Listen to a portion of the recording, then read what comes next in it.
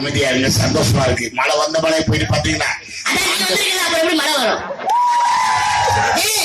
தமிழ்நாட்டுல 2 பேர் தான் இந்த கனவுல போட்டிருக்கான். ஒன்னு ராமராஜன், இன்னொரு போனாமேடா. நைட்டு 2 மணிக்கு போல இருக்கிற இந்த ஊர்ல இருக்கிற 25 நாள் உன் பின்னாடி வரும்.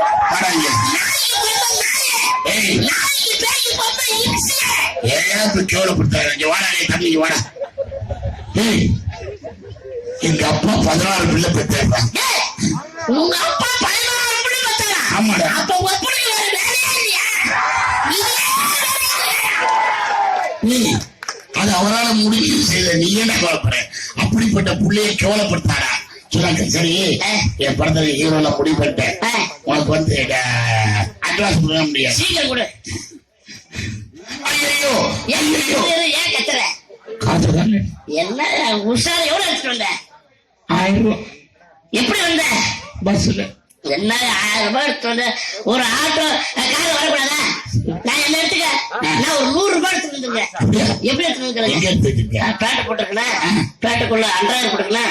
2000 பாக்கெட்டுக்குள்ள வச்சுக்கலாம். ஆமா, ஒரு பையன் டச் பண்ண முடியாது. அங்க முடியவே முடியாது. ஒரு 50 ரூபா கூட கொடுக்கலாம். வாங்கி கம்மி என்ன? என்னடா என்னடா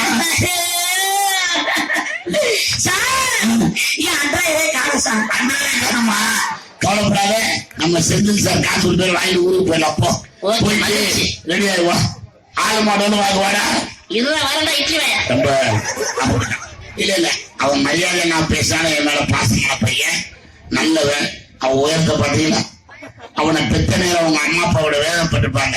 இப்படி ஒரு பிள்ளைய பெற்றுட்டு, ஆனா தன்னம்பிக்கையோட விடாமுயற்சியோட உண்மையா உழைச்சி இன்னைக்கு உலக நாடு முழுக்க போய் பல அவார்டுகளை வாங்கி வந்து ஐயா, இன்னைக்கு அவனை பெற்ற போல சந்தோஷப்படுறாங்க. இந்த மாதிரி முடியாம நினைச்சா நம்மளால முடியாது, முடியும் நினைச்சா முடியும், எல்லாரும் முடியும்.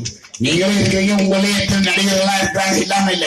இப்போ ஒரு பாடலுக்கு நான் ஆடுவேன், என் கூட சேர்ந்து ஒரு 10 பசங்க, சின்ன பசங்க ரெடியா இருக்கு. இப்ப நான் போயிட்டு வந்து கூப்பிடுவேன், மேல வரணும், கொஞ்சம் போடுங்க, போயிட்டு வரேன். அப்புறமா வந்துங்களா வந்துங்களா வந்துங்களா